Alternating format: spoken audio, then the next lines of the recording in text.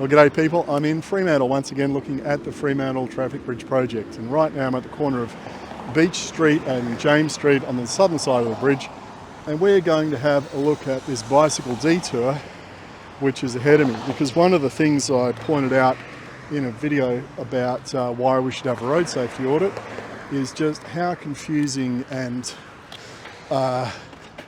messy this particular intersection is for a cyclist. So I'm going to do this twice. The first one is I'm going to follow, I'm just going to try and follow the signage. So bicycle lane closed ahead, all right. Then there's another sign up ahead that says cyclist in lane, because for some unfathomable reason they've decided to close the bike lane and push cyclists and vehicles into the same lane here to go around this corner.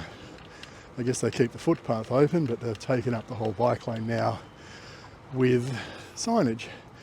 Now, there's nothing here to tell me where I'm supposed to go as a cyclist. So what can I see up ahead of me around the side of all those cars? Well, up at the very far end, footpath closed. Then in front of that, partly obscuring it, there's a detour sign pointing right. Then in front of those, road closed ahead, although ahead is blocked by those chevron signage. And then port vehicle access only, and only is blocked by the chevron signs. Now, there's these tiny little signs about this big. From here, they're about the size of matchboxes. And they've got cyclist and pedestrian symbols on them. And I cannot read what the first one says. Something follow, maybe? This is like doing an eye exam at the optometrist. No, don't know what that says. And I can't see an arrow on it.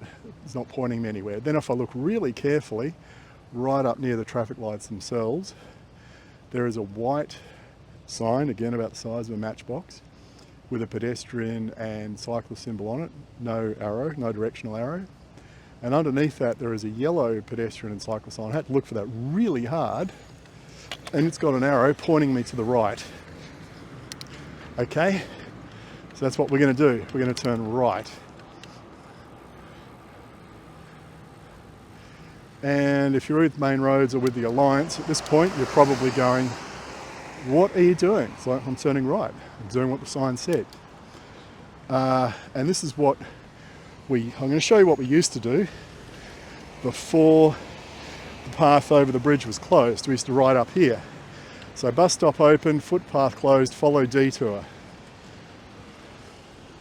Yeah, okay, right. There's a map on the fence.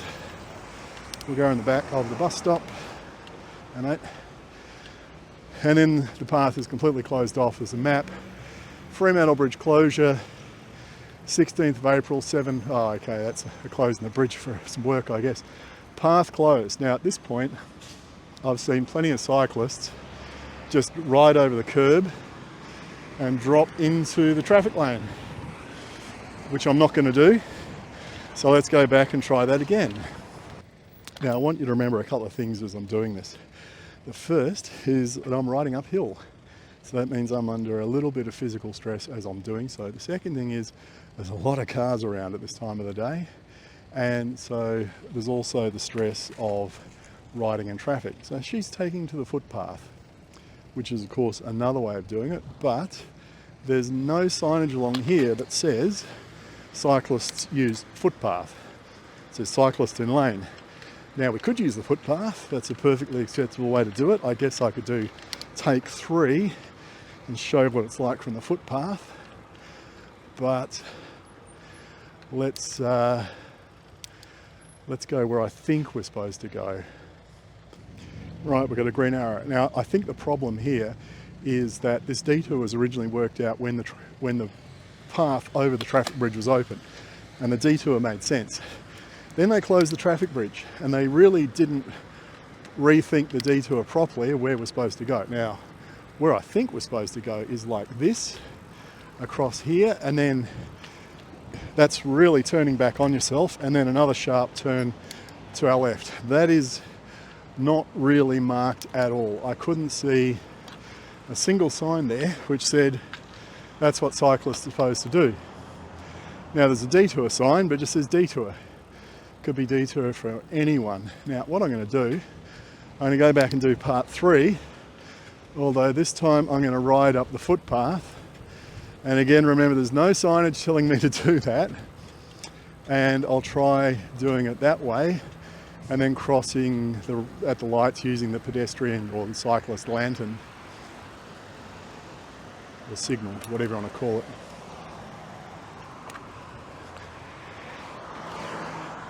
And because of the traffic around here, I don't have a lot of time to look at the signs.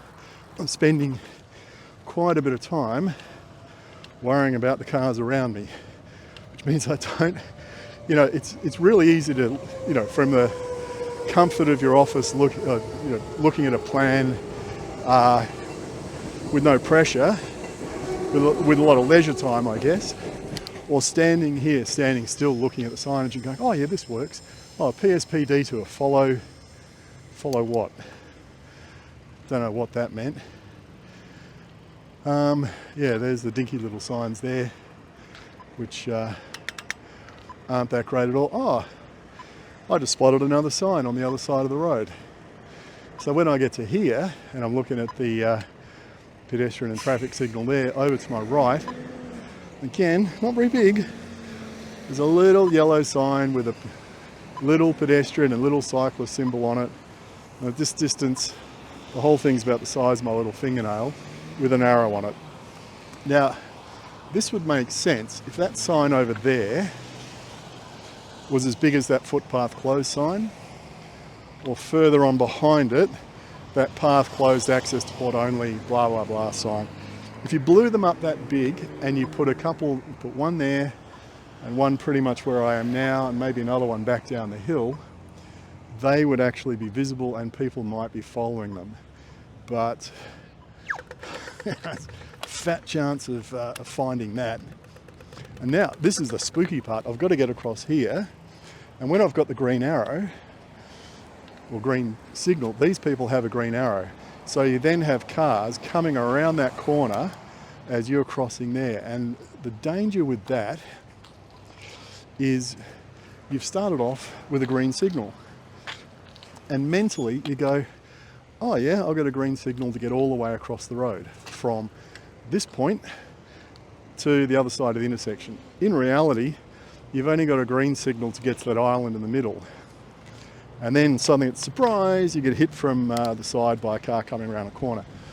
I'd call that unclear signalling or indistinct signalling. I'm not sure what's the best term for it, but confusing maybe. The obvious thing would be to continue the signalling right across the intersection, but then you'd have to put more stuff in to stop the cars going around the corner. I don't know.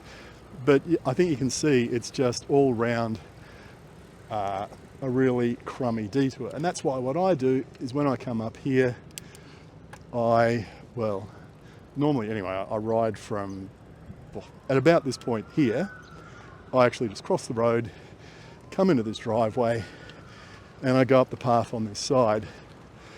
Now, if this had been evaluated properly a year ago, there would have been a chance to widen this path all the way through, make it a nice bi-directional path, cut back on all this shrubbery on the corner, so you don't have a blind corner, because that is a blind corner. I can't see people coming the other way. It's another risk. Oh look, they've gone out there thinking that's where the cyclist detour is. And why wouldn't you? Because this sign on the other side of the road here just says pedestrians. It says nothing about cyclists going this way up the side of the path. So let me talk you through where they're going. Right, they're past the first fence.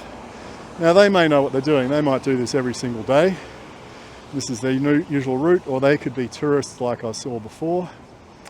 Let's see what they do when they get to the second fence. They're just going to drop over the curb. Yeah, they're kind of looking at, what do I do now? And they're on the road. Not real clever. Yeah, I think this whole section through here needs a complete rethink as a result of closing the pathway over the bridge. because what's here at the moment is not sensible. Oh, this is interesting. We've got a bloke coming back the other way. So he must have ridden down the road, jumped the island, and then he's jumped the curb, and he's coming down the path this way. Why has he done that? Is it because he's sick of crossing at the lights here? Because it's such a long wait, and that's his shortcut? Or is he lost as well? Beats me. You can see a lot of intriguing behaviour if you just keep your eyes open and pay attention to what's going on. But anyway, back to my main point, I think a road safety audit would definitely pick up if people did a ride through of that, they would very quickly detect all the problems that I've just come up with. And I think the issue really at heart is the people that have designed this and laid it out haven't ridden through it. Either in the discovery phase, the design phase, the sign-off phase, or even the testing phase.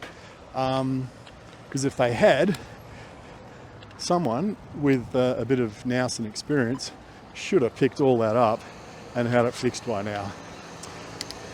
And because they haven't, should bring the professionals in, do a road safety audit. Right, that'll do.